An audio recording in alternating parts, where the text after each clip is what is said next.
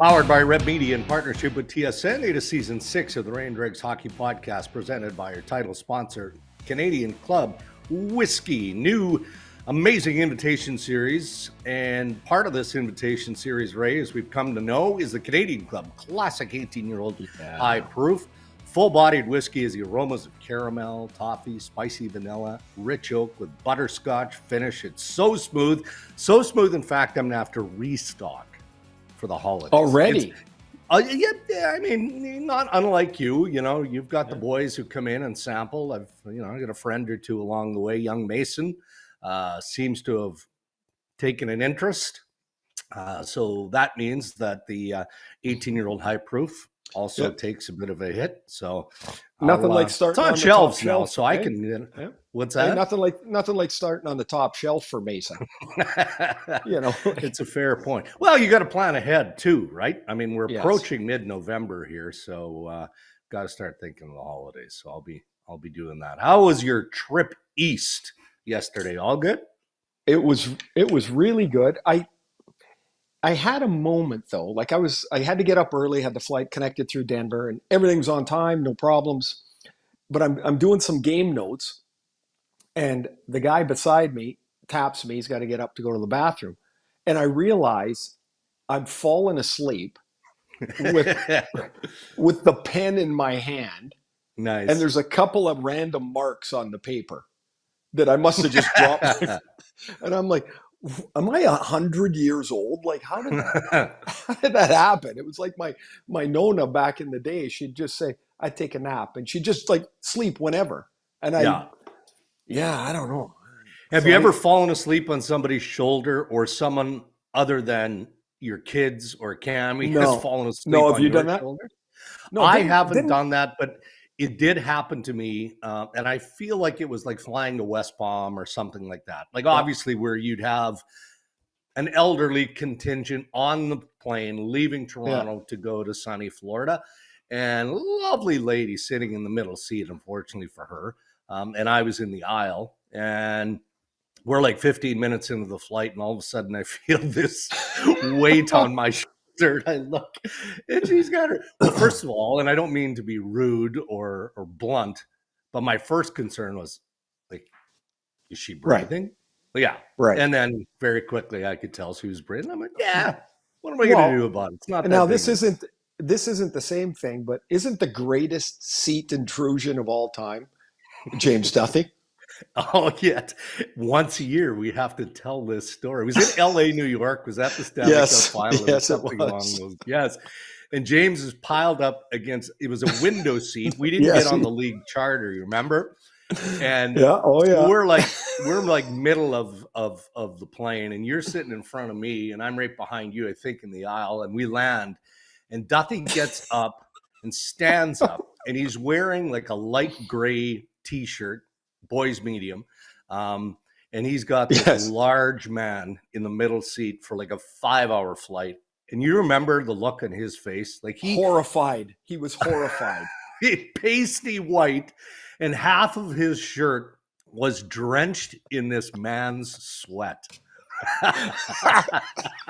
It might be the single greatest seat intrusion of all time. Ever.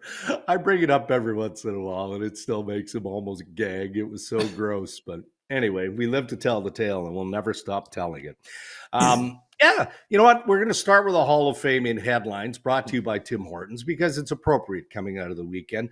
The Tim's NHL Hockey Challenge is back in the Tim Hortons app. Every game day, you pick players you think are going to score, and that gives you a chance at daily and monthly prizes, including a 2025 Hyundai Tucson at the end of the season as part of the grand prize. So all you have to do is download the Tim's app. It's free, and it's easy to play, and best of all, it is fun. So great experience, Ray, as you have experienced for the inductees, 7 of them going in this past weekend. To no one's surprise, Jeremy Roenick was very emotional in his speech, and among many, he thanked Doug Wilson for bringing him back into the National Hockey League, then with the San Jose Sharks, and giving him the opportunity to score 500, right? I mean, it's a big deal. And JR ends his career with 513. But interesting that one of the conditions of signing, so there were 3 of them, as JR told the story. One was he had to play for the league minimum. 2 was he couldn't do any interviews unless those interviews were aligned and okayed by the San Jose Sharks. And the 3rd, most important, was no alcohol. And what was touching about that was Roenick said Doug Wilson literally saved his life, right? So that tells you that JR very likely at that point was at a dark place. So, one of the many moments we've experienced it year after year. And, I'll use JR as the example. But for me, that's the most interesting part of listening to each of the inductees and the many people who helped them get to the point of Hall of Fame induction. That's what makes it so special. I think it's all of it, really. It's a chance for them, of course, to be recognized, but also to tell the story of how their road ended up all in the same place. Because it's never the same, even though they might have similar points and the connection of the love of the game and the work that you put in to even be possible to play at that level and B, to get inducted. But I love just like everybody's got something like a trigger, a spark moment for them. And it's really cool to hear the speeches and see how much it means, not just to the people that are standing behind the podium, but to the people that are out, families and friends and loved ones. And, like last night, as I got into Florida here, I was catching up on the speeches and things. I just YouTubed Cammie's speech again. And, and it made me feel the same way. It was just like, it was amazing to rewatch it. Of course, Riley was 3. He's 17 now, he's 17, and you just watch him and how much it meant to her, but to see her parents and all this pride gushing out of them. And I see the same thing when you look at all the families of the people up there. I love it. I think it's just it's a wonderful night that I think the league misses just one detail, and that is nobody should play. Yeah, nobody should play on Hall of Fame night. Like last night, or yesterday afternoon, Montreal played a wild game against Buffalo. And then like 3 or 4 of the guys, I know Suzuki was one of them for sure, they hustled over to Toronto and got there for Shea Weber's induction. That shouldn't have to happen. So nice. Yeah. But it shouldn't have to happen. They should be there. They should be at the dinner that the guys host the night before. And we got lots of nights in the NHL that have 2 and 3 games. Spread these games out. Yeah. And they don't need to play. It should be, this is the spotlight of our greatness of the game. I like it. Well, the Pittsburgh Penguins were in action, but didn't play last night. Boy. Being a smart ass, but there has to be mounting concern, right? First time in history, the Penguins give up 6 first period goals. Mason Marchment with 5 points in a 7-1 Dallas Stars rout of the Pens. If Penguins fans are watching or listening to this episode of Ray and Dregs, where do you begin, Ray? Where do you begin with trying to dissect where the fix starts, where the middle is, and how it ends? Or is it simpler than that? I don't know. Well, no, the problem is the fix is obvious. But the fix is you need to get younger, you need to get faster. Relationships have mattered in the past there when they brought the whole core back. And now you're tied into contracts you can't move. Yeah. So you can say, they should trade this guy or they should fire that coach. And these are all things that are talked about out in the public space, but it's just not that easy. Mike Sullivan's a really good coach. He's a really good coach. Yeah. You talk about the best known names. Letang was -4 in the first period yesterday. Mm-hmm.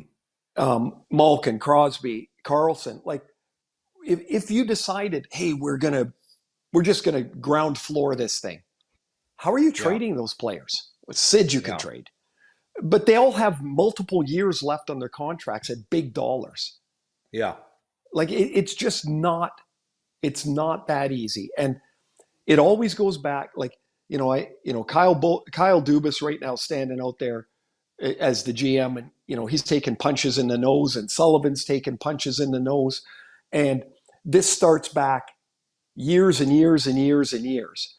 When you have players of the stature that the Penguins did, the Stanley Cup champions, the Hall of Famers, you always try to stay relevant, right? You try to Yeah. stay to compete. And while doing that, you trade away your future. Well, eventually, the future becomes the Detroit Red Wings. Yeah. And Detroit hasn't made the playoffs. I think it's 10 years now. Right? And so you can't, while Datsuk and Zetterberg are still playing in Lidstrom, trade away first rounders and hope that one day that won't affect you. You know it will, but you're stuck. You're stuck. You can't always build for tomorrow, but tomorrow is going to come. And right now, tomorrow's there, and it is like a Bugs Bunny bag full of anvils right now. Like that was 6. Now, I don't even think we gave up 6 in it. We must have in Atlanta. Yeah. Like 6 in the first that's a tough one to make sense of, no matter how bad you are. It is. So you only have so many young guys. You still have salary cap restrictions. You still have contracts that you have to deal with. Yeah. And quite frankly, I think they just have to stand there and take it. Yeah. Because I don't see what the option is. Yeah. Like you just can't get to where you need to go, and you know that you need to go. You can't get there. Yeah. It's like you're in a frickin' traffic jam and you got to get your kid to practice, and the 5,000 cars in front of you are not moving. Yeah. Well, conversely, then you've got the Carolina Hurricanes, right? And Pittsburgh and Carolina, divisional rivals to a point, are light years ahead of each or apart in terms of the direction. Clearly, Carolina now 7 straight wins, right? 5-2 over the Vegas Golden Knights on Monday night, and the Golden Knights lose at home for the first time. And I think we talked about this early in the regular season, where the Hurricanes are considered, and I think I felt like it was going to be a leveling year for Carolina. I didn't think they were going to go backwards. I just didn't know whether or not they still have the same jam given the changes to do what they're doing right now. And so, yeah, there's still a lot of hockey ahead, but anything about this run for the Hurricanes surprising you, or not at all? Well, yes, it surprises me only because, like you, I thought that they might flatten out a little bit. I thought their defense would take a little bit of a hit. Like with guys are getting older. They lost a few players. They bring guys in, like and you're like, oh, Shane Gostisbehere. Everybody knows he produces offense, but can he play the minutes that they're going to need to play? I'm just looking here. So he's got 9 points in 14 games. Anybody have Jack Roslovic with 9 goals? No. So far in the season? So I'll tell you what, by the way, Marty Necas has been begging for more ice time, and Rod Brind'Amour has been telling him, you want to play more? Play better. I want to play you more. He's got 24 points right now. He's having a great start. Mm-hmm. Carolina has done something that I think is envious of almost every team in the league, and they have been able to identify and establish what their identity is. Mm-hmm. There is no question when you play Carolina, they're going to play fast, they're going to play straight ahead, they're going to roll their lines, and the pace is going to be relentless. Mm-hmm. You don't even have to check. They move players in and out of there, and I'm telling you, because they've established this, they go out in the offseason. Don Waddell leaves. Eric Tulsky's the assistant general manager. Now he's the general manager. They go get a guy like Eric Robinson from Columbus. Yeah. What does he do? He goes fast and he goes straight. Oh, perfect. He fits in. Now, he might not fit anywhere. He might not fit in the same way somewhere else, Doesn't matter. They know what they're looking for. Yeah. And they've also made, which makes this whole Shesterkin discussion really interesting for me in New York. Carolina's made the decision they're not going to spend a lot of money on their goalies. They're going to spend them on the skaters. Shesterkin is arguably the best or one of the 2 or 3 best in the league. If you've got that, you got to pay. Carolina pays $5 million to their goalies. That's it. And so it's an organizational belief and standard. And I'm so impressed with what Carolina does. This is what we are. This is what we're going to be. This is how we're going to go about it. And they're damn lucky they got Rod Brind'Amour there, because I think he's fantastic and he fits that, or they fit him hand in glove. Yeah, speaking of good coaching, Scott O'Neill has taken over for Rick Bowness in Winnipeg, and whatever he's doing, it's been a flawless transition, really, from the experience of Bones to Scott O'Neill, who's an experienced coach. I mean, it's not like, he just rolled out of being an assistant and there he is. I mean, previously had been considered before they hired Rick Bowness for the head coaching job. Anyway, the Jets clearly responding, 14-1 going into MSG tonight. Scott O'Neill, by the way, as you know, will join us Thursday on Ray and Dregs. But is this an example? And they're facing some juggernaut clubs here in the near future. New York, then I think it's Tampa Bay, and then they play Florida back to back. But right now, proof positive momentum can be a beautiful thing. It can. That I would say, now this is just based on other people's history and has nothing to do with Winnipeg. When a winning streak comes to a close, you win a couple of games that you shouldn't win. And out on the horizon are a couple of losses. Now, it's absurd. They're not going to win 79 games this year, right? So if they win 53 games, that means somewhere along the line, they're going to lose 29 of them. They've lost 1 right now. So they've got quite a few losses in front of them somewhere, right? But the game they won against Colorado, I'd say that's the first one where I went, maybe up on 2 wheels a bit. Hellebuck was fabulous, right? And then they go and play another good game and they win again. So I'm interested to see, because these are good teams they're playing. Like we pointed it out, I think it was last time, Dregs. They're in that 6-game run now of really, really top end teams, and you'll get a measuring stick, a better one for them, because you've got to go on. Paul Maurice said this last year, and it kind of stuck with me. He's like, you got to go and fall in a hole somewhere, and how are we going to handle that? When everything's going well, everybody's got lots of confidence, everybody feels great. You fall in this little ditch, and how do you steady yourself? They haven't had to do it yet. And they will. Like, they will have to do it, and it'll be really interesting. I do want to ask them, and I will, if the time when Rick was away last year, when his wife Judy was ill, and Scott went in there and coached, if that, as the head guy, if that's helped him, because it's really difficult always for the assistant. We always think, well, all he does is move over 3 feet, but it's really it's a big transition, and clearly there hasn't been much of one. No. Have you had any opportunity to watch the Montreal Canadiens? Speaking of Canadian teams here, in the last, I was at the game on Saturday against the Leafs. Toronto won that game handily, and there were stretches of that game where it was literally men versus boys. Like, Montreal just looked completely disheveled, and then they play last night and find a way to score a bunch, in the win over the Buffalo Sabres. Marty St. Louis has to be struggling with the level of inconsistency that he's getting from mostly his top guys, right? They performed last night against Buffalo, but mostly it's the top half of his lineup that isn't getting the job done. So you said it was men against boys. They are boys in Montreal. Yeah.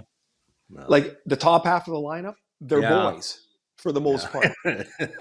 And so you can say, these guys are going to be really good players, and these guys are going to be able to, I think they can gel because they're all the same age. Yeah, the age is 22 right now. And most 22 to 23-year-olds, if you have to rely on each other, you get your teeth kicked in, because you're just not ready to handle the It's the day after day after day after day of the same thing. Yeah. We're not quite good enough yet. Kent Hughes is going to, and Jeff Gorton, they're going to have to make a decision, I think, is that they have 8 million draft picks. They've got a bunch of young guys. Do they try to tip the age scale a little bit forward? Right. Because there'll be teams that'll look that will, maybe not quite yet, but they'll go, you know what, we're not what we thought we were. Let's take a half a step back, and they'll trade you an older player, Yeah. not a 36-year-old, a Yeah. 25-year-old for a draft pick, or a 20-year-old. And so there's always a give to get. But right now, I look at them, and they are that. They're young, Yeah. they're boys. And I've been in this league when you think you're ready to play, and you just can't believe that you don't win. Mm-hmm. But when you look back, you go, you know what? We were all so young. Nick Suzuki had a quote earlier in the year. He said, it was an immature game for us. It's because they're immature. Like well, whoever the football coach was, I think it was Dennis Green, they are what they say they are. Like that's what they are. Yeah. They said, we're in a rebuild. We're young. There's going to be some tough days. Well, you're in it. Yeah. Yeah.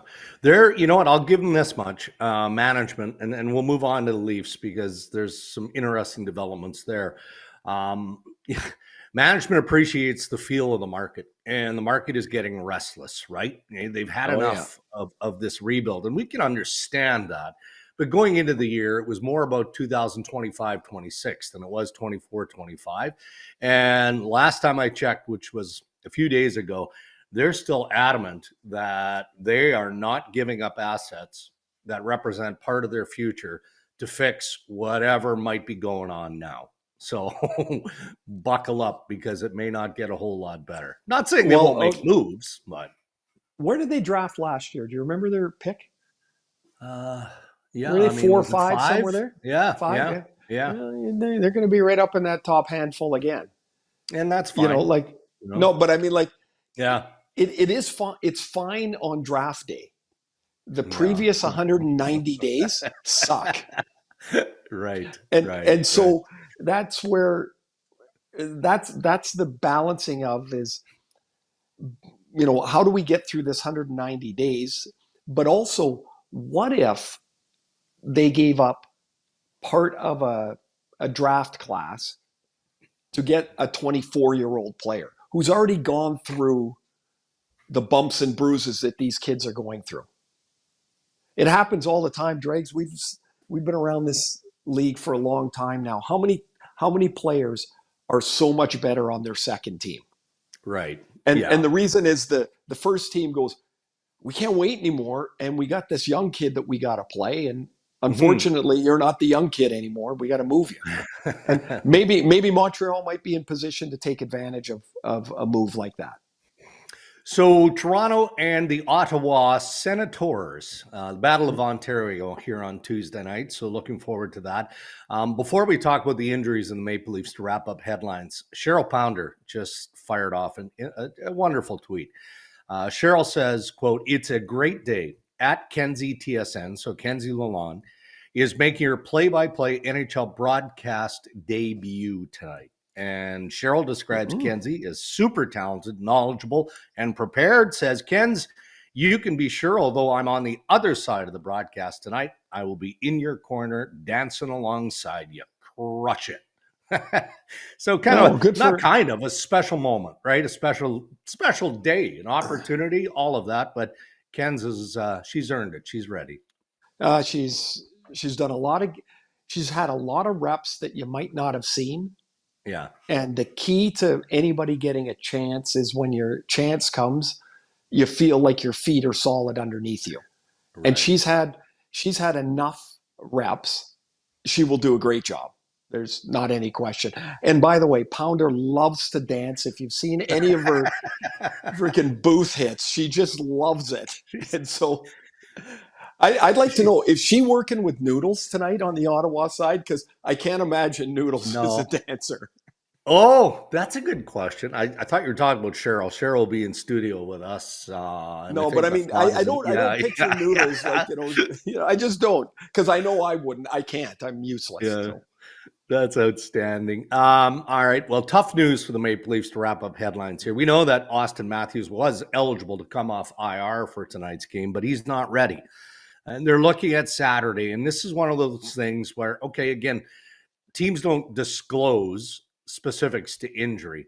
I feel like it was a bit of a misstep here by the team because they let it be known when he missed last week's game that it wasn't believed to be serious. They didn't have concern. And then all of a sudden, one game missed turns into 3-4 games missed mhm. and counting. And you're like, uh-oh. Now to pile on, you've got Max Pacioretty out week to week with a lower body, and that did not look good on Saturday. He was down on the ice, grabbing the back of his leg, had to be helped off. So he's week to week. So all of that, we'll move along. But you're a power play guy your entire career. Right. So help me explain this. I feel like I understand it, but it drives me bonkers when I read and I hear people talk on other podcasts and mainstream about, oh, see, special teams work when you take Austin Matthews, a primary piece, out of the. No, that doesn't make sense. I mean, it's absurd to think that Toronto's power play, even though it's real, came alive when Matthews was injured. Well, okay, I understand the numbers are real, but explain why that happens. Is it because when 34 is on the ice on the number one power play, the power play just automatically is going to flow through him in some capacity, and he's not out there, so you look at different options now. Some of it is that. I mean, when Ovi's on the ice on the power play, he's a focus for the other team, but he's also a focus for the Capitals. And what they've had to learn, and again, for the 14th podcast in a row, I'm going to pump up Spencer Carberry's tires. Yeah, that's fine. But he told us that they had to learn to not play through Ovi all the time. That sometimes he's just not the option. Instead of trying to jam it into Ovi's hands all the time. So without Matthews now, have that option. There's two things that happen here.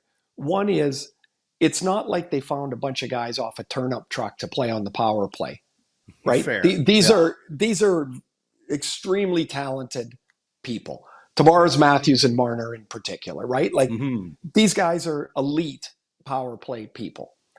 So out of sheer numbers, they're going to score.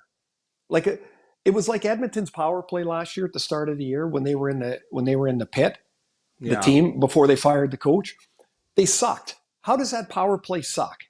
Like how does it? It's not possible. Except eventually over numbers, when you start to get not 7 power plays but 70, if you're that good, the numbers will flatten out. It'll start to look better. Right now they're on a really good run. Matthews isn't there. I think a lot of it is that it was just going to happen anyway. I do think there maybe is a little bit of a lesson here for them, or a light bulb moment where they go, oh, you know what? Maybe we can work a few things differently, that we don't always get the puck into his hands right away. Maybe it comes to him in a different sequence. Power plays are funny because you can go along and feel like you're never going to score again. Like seriously, you'd go over the boards and you'd be like, "Pooh," because you just feel it. Like the tension is in you, and then you go, 15 for 32, and you go, "We're never going to miss again." Right? It's a really funny thing. The Toronto power play and the Toronto Maple Leafs are better with Austin Matthews. I don't know how anybody could think anything different. Let me say one thing about the injury thing, Drake. So I know we got to go. It's fine. So, the Leafs said it didn't appear serious. It was they didn't say day to day, but they said it was not serious. Yeah. So here's their options. They say nothing, and everybody gets all over them for saying nothing. They say it's day to day, and when it's not day to day, and it's week, now a week. Well, Yeah. then they're under the gun for that too. An injury like this, without knowing what it is, clearly some guys will heal faster than others. It just is. There are some guys, they take forever to heal. Like their body is a slow healing machine. And other guys, how many times have we seen a guy like crash into the boards and you're like, oh my gosh, that guy he's out. And then he's back the next period. Yeah. And you're like, he's made of rubber. Yeah. And then lastly with Pacioretty, the thing that concerned me for him was, there was no contact on it. And anytime there's that, you kind of go, oh boy, that might take some time. Such a good story too to this point of the season. And I can tell you, Ray, Saturday night after the injury occurred, it looked dire. The feedback I was getting was, ooh, this is going to be a long one, right? And God knows Max Pacioretty has had enough of that in his NHL career. So the news was a bit better when Brad Treliving met with the media in Toronto on Monday. It's still week to week, but it sounds like it's a 4 to 6 week injury, which again, when you look at the Achilles history of Max Pacioretty, that seems like a fair bargain. Can you straighten something out for me? Because I don't know. Yeah. So when he's on week to week, he's still on the roster. Yeah. So his cap hit still is they're still on the charge. Yeah. I guess there's LTIR. Well, but he's not on that yet. Why wouldn't, if he's out 4 to 6 weeks, why wouldn't they put him on LTIR? And maybe they have. I don't know. It'll be a daily cap management issue for sure. It's a paperwork thing for sure. I just don't know it, and I just wondered if you knew it. No. On Thursday, I'll know that. I'd like an answer. Would you? Well, and it does give them some relief. Every team goes through injury, but now Leafs fans will get a look at Connor Dewar. Otherwise, we know Benning went on waivers, but they would have had to have done something, and they're pretty eager to get Hakanpää in the lineup, in the reasonably near future. So we'll see. He's a funny guy to watch. Like he's hilarious. It's like a giraffe out there. He's just like he's a monster, and he's like, when he envelops a forward, the guy's finished. It's his foot speed that is, that everybody's got something. But when he gets near somebody, look out! Look out. He did a good job in Dallas. I think. He did. If he's healthy, and can play, this will be a good addition for them. All right, those are your headlines. Thank you to our good pals at Tim Hortons. Time to make tonight's picks. Oh, he is definitely a winner. Good thing it's easy and free to play. My streak is on the line here. Fingers crossed, because it all comes down to this. I just love getting the chance to win prizes every game day. The Tim's NHL Hockey Challenge is back. Play on game day. Time for Ask Ray and Dregs Anything, brought to you by Acon. With over 150 years in the construction industry, Acon has spearheaded some of the most notable projects across Canada, from the iconic CN Tower to the Gardiner Expressway, St. John's Seaway, the Expo Biosphere back in 1967. Acon is one of Canada's original leaders in heavy industrial contracting, operating across North America, leading the way, building what matters to enable future generations to thrive. And there he is, Ryan Rishaug, TSN's bureau chief, unshaven. I've got my Ryan Rishaug Halloween costume on today, Ray. Is it close? But he shaved a half an hour ago. Yeah. Yeah. This is the 9 a.m. shadow that I have. I'm one of the lucky ones. Can't ever get it. I can't ever get it fully down, so I just decided to lean into it a little bit. But again, taking the focus away from the lack of real estate up top that is covered currently, gentlemen. By the way, Dregs, Acon hiring. I was chatting with them this week, and they're always looking for great people. So they want me to pass on. You go on to acon.com and click join our team. They're always looking for people across all the trades. So check that out. If you're out there looking for work, acon.com. And Ray comes from a construction-based family back in the day. I will tell you, one of my dad's last business decisions, he told my brothers, whatever you do, don't let Raymond touch anything that moves. I've seen that firsthand, Dregs, when I went to Ray's place last year to get his set all squared away and everything. There was a little bit of like, just, hey, might have to do this. He had no clue. Like, he was pulling out his phone. He was Googling people to call. He was looking for help. Like, there is no handyman in there at all. Well, no. Now we got Acon, right? They got exactly. You back. We're in good shape. We're in good. Running the gamut here with questions, guys. We got all kinds of stuff from scholarly endeavors to questions about spitting. We get lots of great stuff in our Ask Ray and Dregs segment. You can send your questions to us on the website, by the way, Ask Ray or rayandregs.com. So we'll start with something a little bit different, though. We'll go to the Philadelphia Flyers. This question comes to us from Dan and Sault Ste. Marie. Does the fact that Matvei Michkov scored a goal, had an assist, and a shootout goal versus the Sharks mean that John Tortorella was right for not only benching him, but healthy scratching him in back-to-back games? It felt a little heavy-handed at the time, but I guess it worked. Love the show. Need a hat. That from Dan in Sault Ste. Marie. Hats, that's your department. B, yes, it does mean it worked. And unfortunately, if I were Michkov, I wouldn't do that again, because then the coach is going to go, yeah, every time he slumps, I'll just sit him out. And I was like that. I'd get sat or benched, and then I'd respond.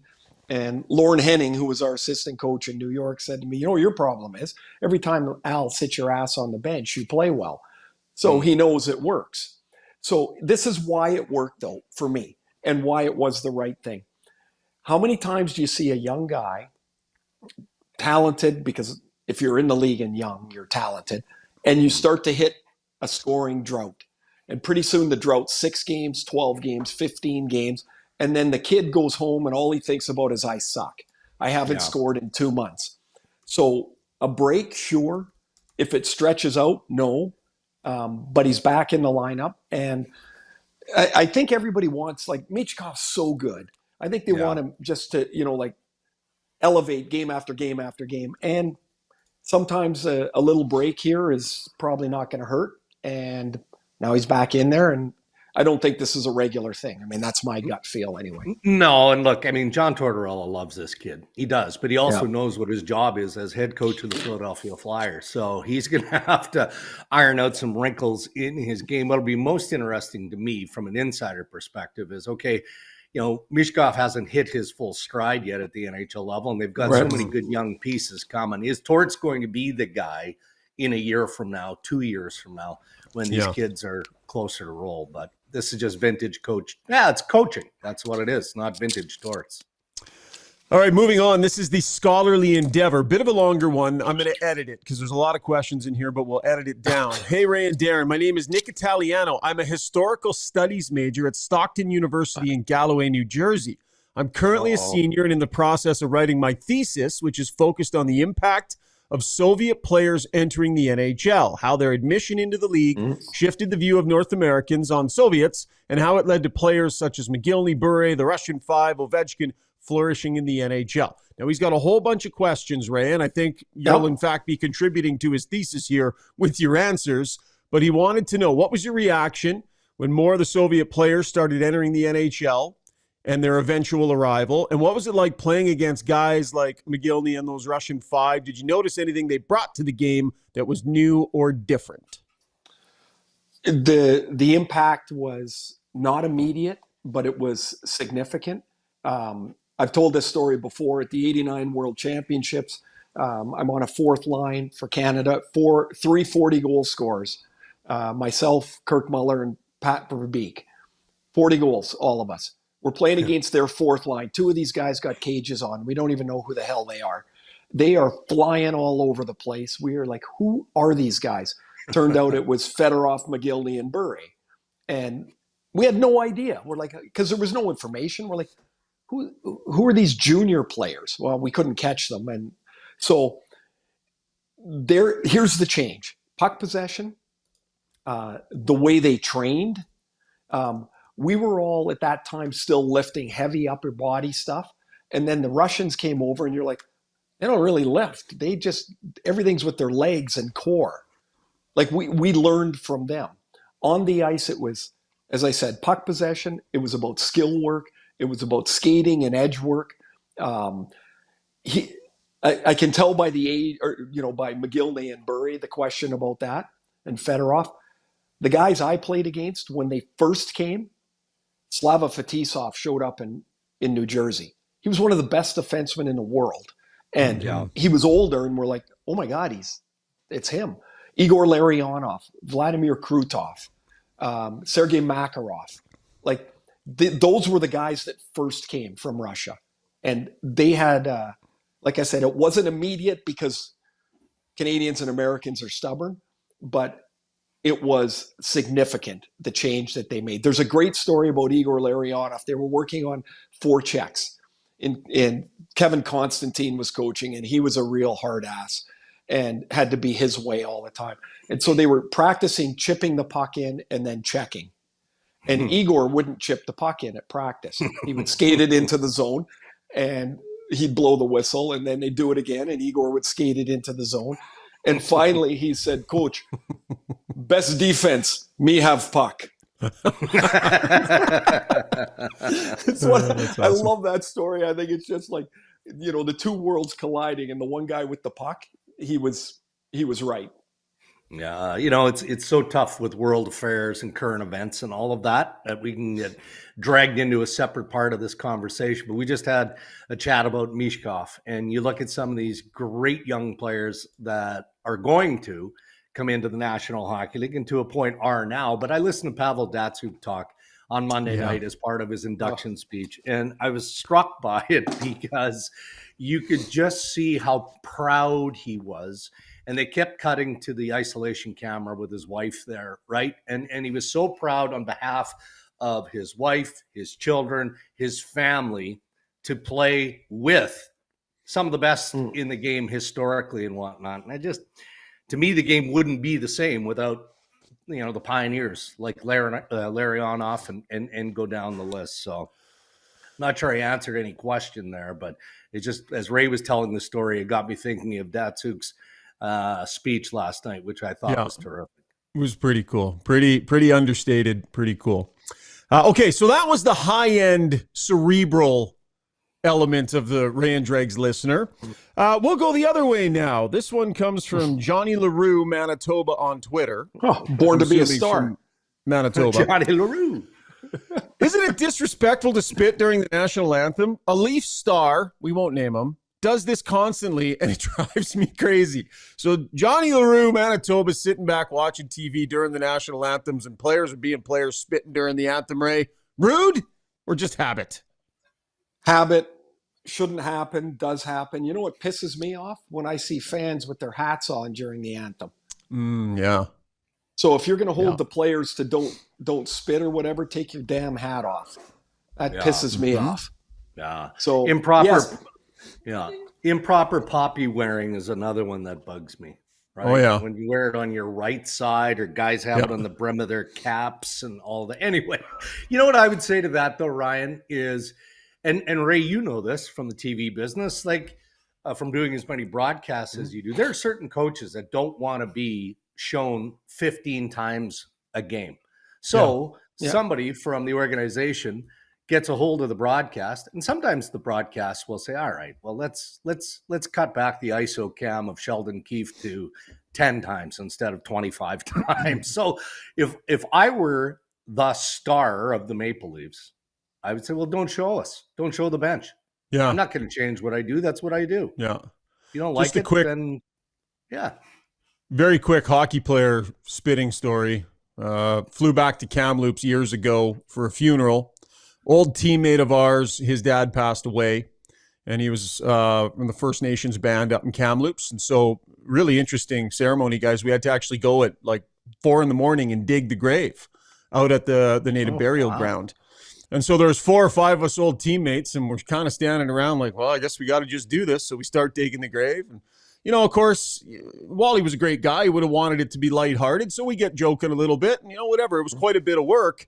And my buddy Blair was in the grave, and it was down quite a ways, and he's digging, and he sort of takes a break, and he leans on his shovel, and he goes, just like natural, right? Spits in Wally's grave, which we were all like, whoa. And then we were You all think killing Wally's ourselves going to laughing, notice? but- What's that? Is Wally You're going to such a- notice? Like, come on. No. Well, Wally would have been laughing the hardest, but you talk about it's just an instinct for hockey players sometimes. So, anyways, that story came to mind when we got that. That was question. your Okay. story, by the way. That wasn't Ray's story. Yeah. My story. No. That was your story. For sure. Yeah, Wally's still laughing at that one. Okay, last one. Marty Necas, guys, on pace for 140 points or so. Career highs around 71. He clearly has hit an all-new level. If you were to redraft 2017, where would he go? This is Derek in Calgary who's asking this. Now, I don't expect you to remember the whole 2017 draft. I've got it here. We can run through it quick, where Necas went 12th. So we'll run through the names of guys that went ahead of him, and we can kind of nod either way as to whether we would redraft Necas ahead of him. So Nico Hischier was the first overall pick. That probably does not change. Nolan Patrick. Yes. Of course. Yeah. Interesting one here. Miro Heiskanen. No. Cale Makar. That's obvious. Elias Pettersson. Dead heat. So Because dead heat. Yeah, and the reason I say that is because I think Pettersson will get back to the way he's playing. But the question's today, and one guy is on a rocket ship, and the other guy's just finding his game again. But I think over time, Pettersson will be clearly a better player. I'm with you. I wouldn't change. Okay. Cody Glass. Yes. Elias Anderson. Yes. Casey Middlestat. Yes. Michael Rasmussen. We're all nodding. Yes. Owen Tippett. We're nodding. Gabe Velarde. We're nodding. Yes. And then that's where Marty Necas came in. Now, other things to consider in that first round, right? You had Nick Suzuki going right after him. Heck of a good player there. That was also the Jason Robertson draft as well, where he went in the second round. So pretty good players in there.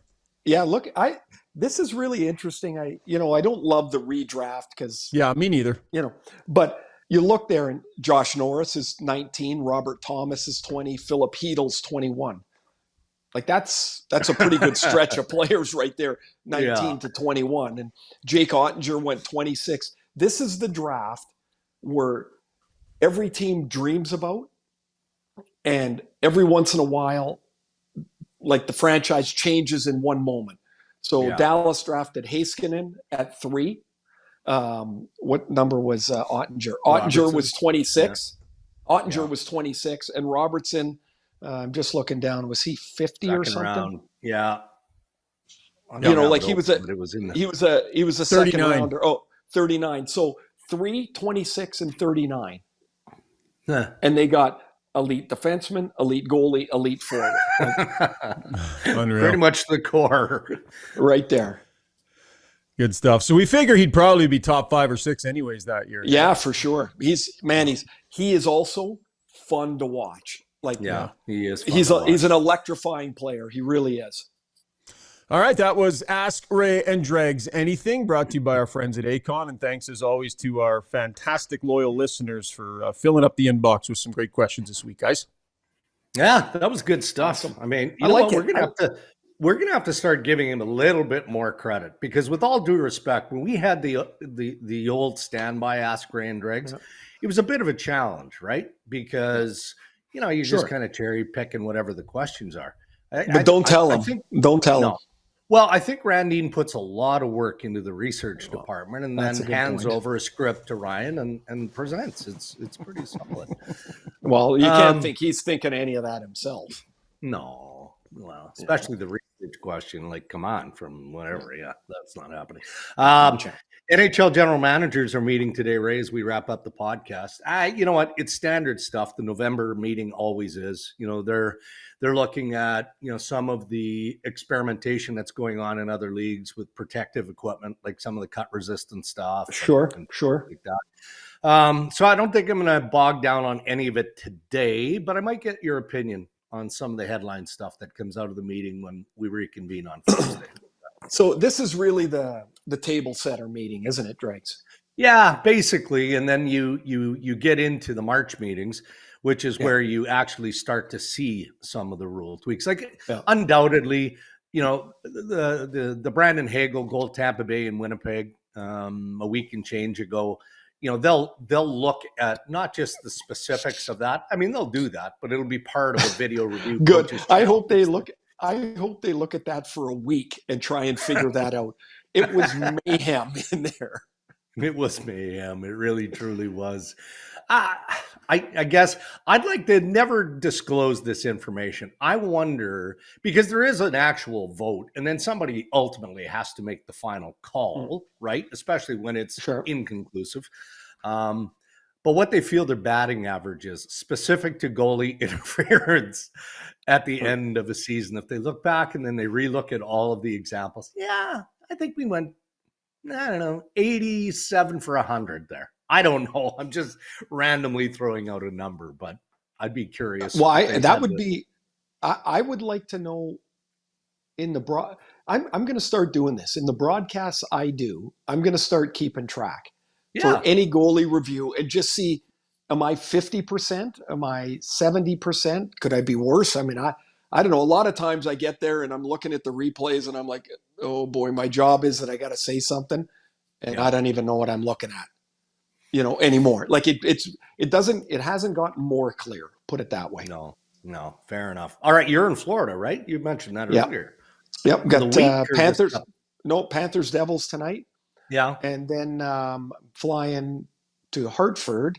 I'm going to make a studio appearance on Thursday, Dregs, just like the old days. Good for you. Make a little studio appearance. I love being in the studio. You know why?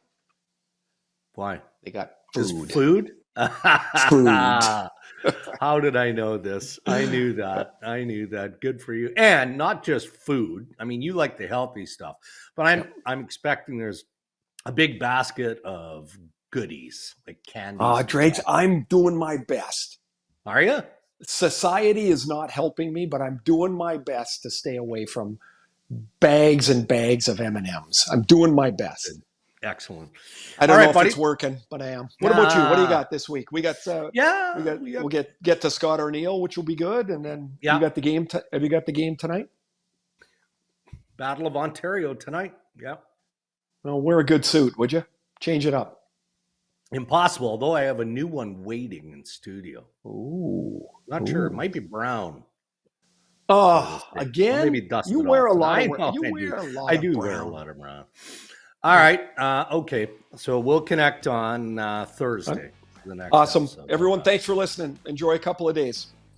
You bet. And thank you, as always, to our great sponsors here on the Ray and Dregs Hockey Podcast who make it possible. Our title sponsor, Canadian Club Whiskey, Tim Hortons, and new on board, our pals at Acon. Thanks to everybody, and especially to you at home. Stay safe, everybody.